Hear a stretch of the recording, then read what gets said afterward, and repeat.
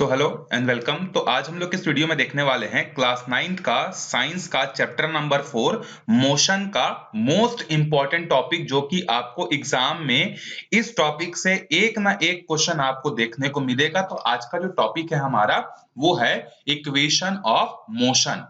अब देखो, मोशन हमने पढ़ लिया, यूनिफॉर्म मोशन हमने पढ़ लिया, नॉन यूनिफॉर्म मोशन हमने पढ़ लिया, एक्सेलरेशन क्या होता है ये हमने पढ़ लिया, एक्सेलरेशन टाइम ग्राफ का जब एरिया निकालते हैं तो क्या मिलता है हमने वो पढ़ लिया, किस तरीके से ग्राफ में हम लोग चेक करते हैं स्लोप से क्या पता चलता है, ये सारा का सारा इंफॉर्मेशन जो है हमने प्रीवियस वीडियोस में जो है हमने कलेक्ट जो है कर लिया था। अब हम लोग देखते हैं मोशन के जो तीन इक्वेशन होते हैं, यहां पर हम लोग तीन इक्वेशन के बारे में पढ़ेंगे और उसको डिराइव कैसे करते हैं वो भी हम लोग पढ़ेंगे, जिसको हम लोग first law of motion, second law of motion, third law of motion बोलते हैं। ये तीनों के तीनों हम पढ़ेंगे। ये डेरिवेशन के हिसाब से भी बहुत इंपॉर्टेंट है, आपको एक ना एक डेरिवेशन 4 से 5 नंबर का एग्जाम में पूछा जा सकता है। चलो स्टार्ट करते हैं। When an object moves with the uniform acceleration, then it is possible to establish a relation between velocity, acceleration, travel distance in a given time interval. These are known as equation of motion. अगर हम किसी ऐसे object की बात कर रहे हैं जिसका एक्सेलरेशन क्या है, हमारा यूनिफॉर्म है, एक्सेलरेशन यूनिफॉर्म है, इसका मतलब क्या है, इक्वल टाइम में वो ऑब्जेक्ट जो है क्या कर रहा है, इक्वल वेलोसिटी में जो है चेंज कर रहा है, उसको हम लोग बोलते हैं यूनिफॉर्म एक्सेलरेशन। तो ये तभी पॉसिबल है जब हमारा एक्सेलरेशन कैसा हो, यूनिफॉर्म हो। तो अगर हमारा एक्सेलरेशन यूनिफॉर्म है तो final velocity, initial velocity, acceleration, कितना डिस्टेंस ट्रेवल किया और कितना टाइम लगा, ये 4-5 क्वांटिटीज में जो है हम लोग क्या कर सकते हैं, एक रिलेशन जो है एस्टैब्लिश कर सकते हैं। In this equation T is time interval, जहां भी हम टी यूज करेंगे वहां पर क्या होगा, उसका मतलब टाइम इंटरवल होगा। u is the initial velocity of object, जब हम लोग कैलकुलेशन करना चालू करेंगे तो उस समय ऑब्जेक्ट का जितना स्पीड रहेगा वो क्या होगा, हमारा u होगा। अगर कोई ऑब्जेक्ट रेस्ट कंडीशन पर है तो उस केस में u की वैल्यू 0 मानेंगे। v is the final velocity of object, जब हम अपना कैलकुलेशन खत्म करना चाहते हैं उस समय किसी ऑब्जेक्ट की वेलोसिटी क्या है, वो हमारा होगा v। a is the uniform acceleration of the object in time t and s is the distance covered by the object, और s क्या है, कितना वो जो ऑब्जेक्ट है उसने डिस्टेंस जो है कवर किया। आई बात समझ में आपको? चलो अब पहला हम लोग ध्यान से देखते हैं, velocity time relation in a uniform accelerated motion. अब देखो यहां से ध्यान से तीन इक्वेशन कैसे होगा। First, we saw a velocity time graph for uniform accelerated motion in figure 9. A similar graph is shown in figure 10. अब देखो हमारे पास जो है एक यूनिफॉर्म एक्सेलरेशन वाला क्या है, एक ग्राफ है जिसके एक्स एक्सिस में टाइम है और वाई एक्सिस में क्या है, वेलोसिटी है। सिंस इसका जो एक्सेलरेशन है वो यूनिफॉर्म है, इसीलिए जिस भी टाइम से वो अपना वेलोसिटी चालू करेगा, जैसे मान लेते हैं कि इसकी इनिशियल वेलोसिटी ये है, तो ये वाला ग्राफ कैसा बनेगा, एक तरीके से स्ट्रेट लाइन जो है आगे जो है हमें मिलेगा। क्यों स्ट्रेट, ये स्ट्रेट लाइन हमें क्यों मिला, समझ में आया? क्योंकि हमारा जो मोशन है उसका एक्सेलरेशन कैसा है, यूनिफॉर्म है। ठीक है। अच्छा, हमने यहां से स्टार्ट क्यों नहीं किया, क्योंकि हमारा वेलोसिटी 0 नहीं है। हमने जब कैलकुलेशन करना चालू किया था उस समय इनिशियल वेलोसिटी कुछ ना कुछ थी। अगर आप इनिशियल वेलोसिटी को 0 मान लोगे तो ये ग्राफ यहां से ऐसा सीधा चले जाएगा। ठीक है। तो सिंस हम जब कैलकुलेशन कर रहे हैं तो इनिशियल वेलोसिटी कुछ ना कुछ अज्यूम करके कर रहे हैं, इसीलिए ये ग्राफ यहां से चालू होगा। From the graph we can see that the initial velocity of an object is u which is in time t. अगर हम लोग t टाइम में देखें तो t टाइम में हमारे ऑब्जेक्ट का जो वेलोसिटी है वो कितना है, इनिशियल वेलोसिटी u है, increases to v।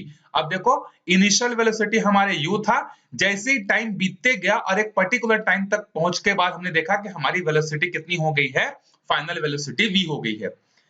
At the point A, the initial velocity of an object is u and at the point B, its final velocity is v.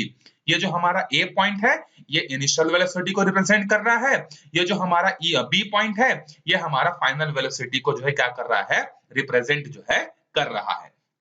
ठीक है।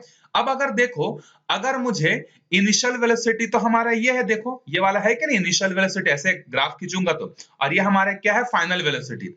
अगर मुझे ये वाला डिस्टेंस कैलकुलेट करना है तो ये डिस्टेंस कैसे कैलकुलेट करूंगा, देखो मुझे यहां से लेके यहां तक का डिस्टेंस पता है, कितना है, जीरो से लेके यहां तक का वेलोसिटी कितना है, v है, और यहां से लेके यहां तक की वेलोसिटी कितनी है, u है। तो अगर मुझे ये बीच का जो है अगर डिस्टेंस निकालना है तो मैं क्या करूंगा, इस बड़े वाले लंबाई में से इस छोटे वाले लंबाई को अगर मैं माइनस कर दूंगा तो मुझे b से लेके c तक का डिस्टेंस पता चल जाएगा, बिल्कुल पता चल जाएगा। तो फ्रॉम द ग्राफ अगर मुझे BC का डिस्टेंस अगर निकालना है तो वो कैसे निकलेगा, बड़ा हाइट में से छोटे हाइट को हम क्या कर देंगे, माइनस कर देंगे।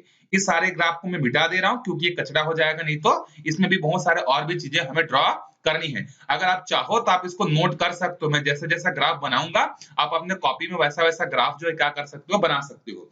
तो पहले आप कैलकुलेट करोगे B से लेकर C तक का लेंथ, और वो कैसे पता चलेगा, final velocity minus initial velocity से पता चलेगा। अब आगे देखो, we know that the acceleration, अब देखो एक्सेलरेशन कैसे पता चलता है, चेंज इन वेलोसिटी अपॉन क्या होता है, टाइम होता है। तो हमारा वेलोसिटी में चेंज कितना हुआ, final velocity minus initial velocity, जो कि किसके बराबर है, BC के बराबर है। तो ऊपर में आएगा चेंज इन वेलोसिटी, और नीचे में क्या आता है, टाइम इंटरवल। तो हमारा टाइम इंटरवल कितना है, देखो हम A पे थे और जब हमारी फाइनल वेलोसिटी B पर पहुंची कितना टाइम बीत गया, एक्स एक्सिस को देखो, अगर टाइम देखना है तो एक्स एक्सिस को देखना, वेलोसिटी देखना है तो वाई एक्सिस को देखना। तो यहां से लेके यहां तक का टाइम जो है हमारा क्या हुआ है, बीत गया है, जो कि किसके बराबर है, या तो आप ओडी लिख सकते हो या तो आप एसी लिख सकते हो। तो एक्सेलरेशन का मतलब हो गया, एक्सेलरेशन का मतलब क्या हो जाता है, चेंज इन वेलोसिटी, यहां पर आप लिख सकते हो change in velocity upon time interval. तो वेलोसिटी में चेंज BC हुआ और टाइम इंटरवल हमारा कितना हुआ, A से लेके C, जो कि बराबर है O और D के। तो अब देखो BC के जगह क्या लिख सकते हैं, final velocity minus initial velocity. AC के जगह क्या लिख सकते हैं, जीरो टाइम था और टाइम हमारे यहां से यहां तक कितना बीत गया, T टाइम। तो नीचे में कितना आ जाएगा, हमारे पास T आ जाएगा। अब इस T को क्रॉस मल्टीप्लाई कर देंगे हम लोग तो A इंटू टी हो जाएगा और V माइनस यू हो जाएगा। अगर हम इस माइनस यू को इधर लेके चले जाएं तो ये क्या हो जाएगा, देखो AT और माइनस यू यहां लेके जाएंगे तो क्या हो जाएगा, प्लस यू, और राइट हैंड साइड में क्या बचेगा, V बचेगा। अब इसका डिजाइन चेंज कर देंगे, V को इस साइड ले जाएंगे, इन दोनों को इधर ले जाएंगे। तो हमारा पहला मोशन का इक्वेशन क्या मिला, V is equal to u plus AT। V मतलब क्या है, final velocity is equal to initial velocity plus acceleration into time. इसमें अगर आपका इनिशियल वेलोसिटी जीरो है, इफ अगर आप जब कैलकुलेशन करना चालू कर रहे हो उस समय आपका ऑब्जेक्ट जो है स्टेशनरी कंडीशन पर है, तो उस समय u की वैल्यू जीरो हो जाएगी और फिर हमें क्या रिलेशन मिलेगा, final velocity is equal to acceleration into time जो है हमें मिलेगा। आई होप आपको पहला इक्वेशन समझ में आ गया होगा।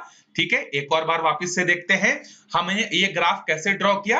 हमारा इनिशियल वेलोसिटी जब हम लोग कैलकुलेशन करना चालू कर रहे हैं उस समय जो है हमारा इनिशियल वेलोसिटी कितना है, मान लेते हैं a है, और उसका हमने नोटेशन क्या रखा, u रखा।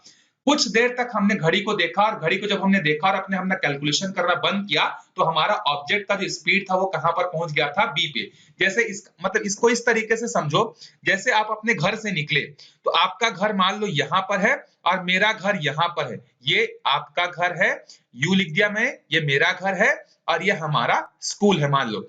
तो आप अपने घर से निकले तो आपका वेलोसिटी कितना था, जीरो था। लेकिन जब आप यहां से निकले तो मैं आपके स्पीड के बारे में कैलकुलेशन करना चाहता हूं कि आप कितना स्पीड से जाते हो। तो मैं कब देख रहा हूं, यहां पर। तो जब आप यहां पर पहुंचोगे अपने घर से निकलकर तो आपके साइकिल की स्पीड कुछ ना कुछ रहेगी कि नहीं, उसी को हमने नाम दे दिया u। फिर आप अब मेरे घर से जब मेरे घर के सामने से गुजरे स्कूल जाने के लिए, तो मेरे घर के सामने से स्कूल जाने में आपको कुछ समय लगा होगा कि नहीं, उस समय को हम लोग मान लेते हैं t। और जब आप स्कूल पहुंचे होंगे तो उस समय आपकी कुछ स्पीड और रही होगी, क्योंकि आप एक्सेलरेशन तो चेंज कर ही रहे हो तो आपका वेलोसिटी भी क्या हो जाएगा, चेंज हो जाएगा। तो इसीलिए यहां पर u है, v है और t है और आपका एक्सेलरेशन a है। तो इन चारों में क्या रिश्ता बना हमारे पास, v is equal to u plus AT। मैं अपना कैलकुलेशन जिस जगह से कैलकुलेट करना चालू करूंगा मैं उसी की इनिशियल वेलोसिटी को लूंगा। अगर मैं अपना कैलकुलेशन आपके घर से चालू करने की कोशिश करूंगा तो उस समय u की वैल्यू कितनी हो जाएगी, जीरो हो जाएगी। ज्यादा कंफ्यूज मत होइएगा, जब हम लोग कैलकुलेशन जिस जगह से करना चालू करते हैं उसी को इनिशियल वेलोसिटी मानते हैं, और जिस जगह पर हम अपना कैलकुलेशन करना बंद कर देते हैं वो हमारे लिए क्या हो जाता है, फाइनल वेलोसिटी जो है हो जाता है। क्लियर है ये। तो पहले हम लोग क्या निकालेंगे, चेंज इन वेलोसिटी निकालेंगे, जो कि ग्राफ के अकॉर्डिंग क्या है, हमारा BC है।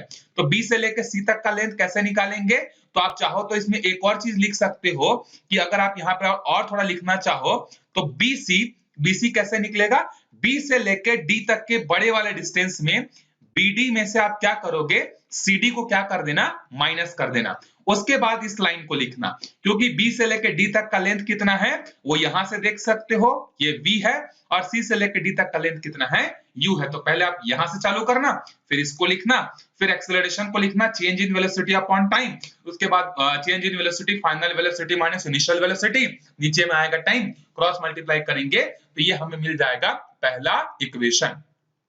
ठीक है, पहला इक्वेशन हमने कहां से डिराइव किया, ये भी आपको एक नंबर के क्वेश्चन पूछा जा सकता है।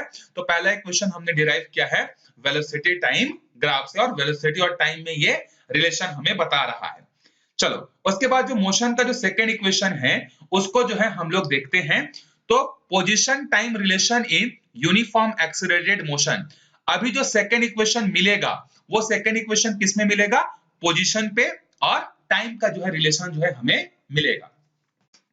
For a uniform accelerated motion, let us find the area covered by the velocity time graph on the time axis, which is equals to measurement of displacement. कल ही मैंने आपको बताया था कि जब आप वेलोसिटी टाइम ग्राफ से एरिया निकालते हैं तो वो एरिया किसके बराबर होता है, डिस्प्लेसमेंट के बराबर होता है। तो अगर हमें मान लो इस पूरे ग्राफ का एरिया निकालना है तो इस पूरे ग्राफ का एरिया कैसे निकालेंगे, क्योंकि हमें कहां से लेके कहां तक का एरिया चाहिए, तो हमें चाहिए इस A से लेके B तक के बीच का ये वाला पूरा एरिया जो है हमें कैलकुलेट करना है।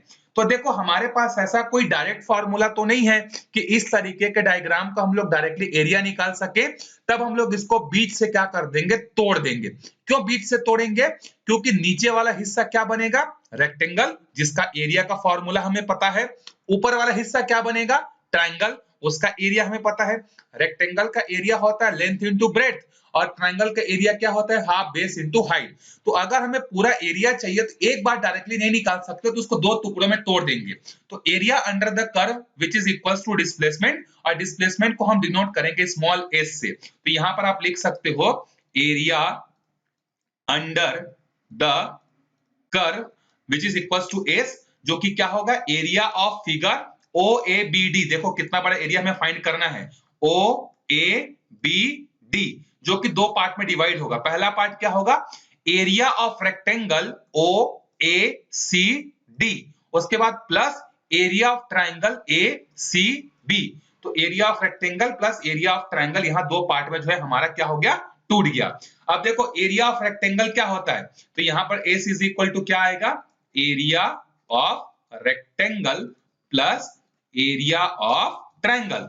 तो रेक्टेंगल का एरिया क्या होता है, लेंथ इंटू ब्रेड्थ। अब देखो ग्राफ में आपका लेंथ और विड्थ कितना है, तो लेंथ हमारा कहां है, O से लेके D तक है, और विड्थ हमारा क्या है, OA है। अब देखो या तो आप OD बोलो या AC बोलो, क्योंकि रेक्टेंगल के अपोजिट साइड्स क्या होते हैं, इक्वल और पैरेलल होते हैं। तो या तो आप यहाँ AC लिख सकते हो या तो OD लिख सकते हो। उसी तरीके से हाइट में या तो OA लिख सकते हो या DC लिख सकते हो। तो कंफ्यूजन नहीं होना, यहाँ पे क्यों लिखा है ऐसा, तो इसने प्रीफर किया OA और CD को। ट्रायंगल का एरिया क्या होता है, हाफ बेस इंटू हाइट। तो बेस कितना है AC, हाइट कितना है BC। अब इसके बाद देखो O से लेके A तक को हम लोगों ने क्या नाम दिया, O से लेके A तक का नाम है इनिशियल वेलोसिटी U, और O से लेके D तक का लंबाई कितना है T। तो इन दोनों का इंटू कितना हुआ UT। A से लेकर C तक का लेंथ कितना है, देखो A से लेकर C तक का डिस्टेंस अगर हम लोग चाहें तो हम यहां पर लिख सकते हैं A से लेकर C तक का डिस्टेंस, देख लो A से लेकर C तक का डिस्टेंस कितना है, A से लेकर C तक का डिस्टेंस कितना है T। तो A से लेकर C तक में हम लोग कितना लिख देंगे, यहाँ पर AC की जगह कितना लिख देंगे, इस AC की जगह हम लिख देंगे क्या, T। और BC तो हम लोग इक्वेशन 1 से ही ऑलरेडी निकाल चुके हैं कि नहीं, तो BC निकाले हैं, BC की वैल्यू कितनी आई थी, V माइनस U आई थी।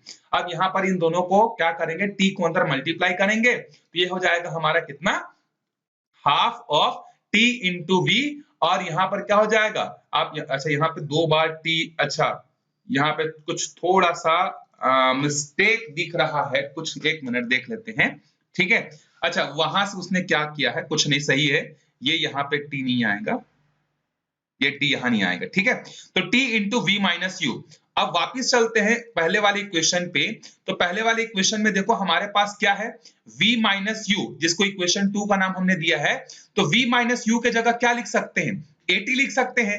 तो इक्वेशन 2 को पकड़ेंगे और इस v माइनस यू के जगह क्या लिख देंगे, ये t तो हमारा सेम टू सेम है, इस v माइनस यू के जगह हम क्या लिख देंगे, 80 लिख देंगे। तो ये हमारा कितना हो जाएगा, ut plus half 80, t into T क्या हो जाएगा, 80 स्क्वायर। तो ये है हमारा सेकेंड इक्वेशन, जो कि s is equal to ut plus क्या है, हाफ 80 स्क्वायर है।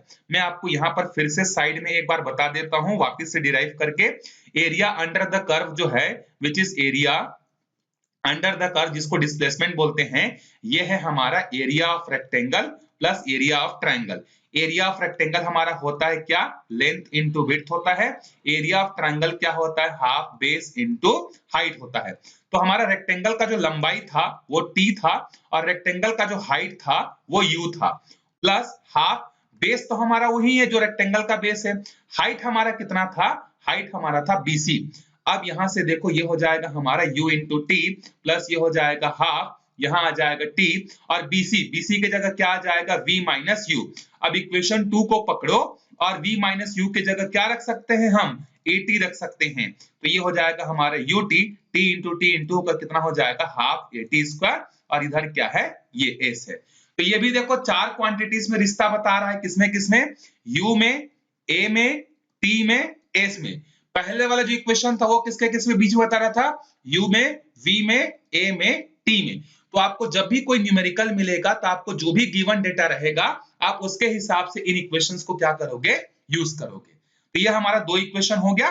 तीसरा इक्वेशन जो है हम लोग अगले वीडियो में जो है इसको डिराइव करना जो है सीखेंगे। तो मिलते हैं अगले वीडियो में। अगर आपको ये डेरिवेशन समझ में नहीं आया होगा तो आप कमेंट करके बताना, मैं बिल्कुल फ्रेश तरीके से एक नए पेज में आपको फिर से डिराइव करके बताऊंगा, क्योंकि ये मोस्ट इंपॉर्टेंट क्वेश्चन है आपके एग्जाम पॉइंट ऑफ व्यू से। तो मिलते हैं अगले वीडियो में, तब तक के लिए बाय बाय।